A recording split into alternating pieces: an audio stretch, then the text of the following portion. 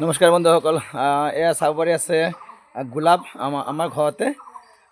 তো কেনেকুৱা গোলাপ ফুলিছে চাই লওক। এই গোলাপৰ পুলি যদি লাগে তেনেহ'লে মোৰ তাতে আছে, ল'ব পাৰিব। চাওক কিমান শ শ পুলি, সদায় আমি ইয়াৰ পৰা পূজা দিয়া হয়। ইমান মানে ফুল ফুলে নহয়, অভাৰ ফুল আছে একদম।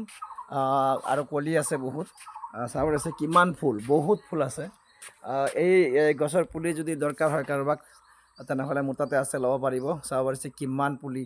এই চাওক এটা থোকাতে কিমান কিমান লাগে, দেখছে কিমান লাগে। এনেকুৱা প্ৰত্যেকটা থোকাতে ফুল। এই চাওক কিমান লাগি আছে, দেখছে। আমাৰতো সদায় সদায় ছিঙা হয়, পূজা দিয়া হয় এই ফুলেদি। তো কাৰোবাক লাগিলে মোলৈকে ফোন কৰিব বা তুলসী নাৰ্চাৰীলৈকে আহি যাব। ইয়াৰ পুলি মই বনাই ৰাখিছোঁ।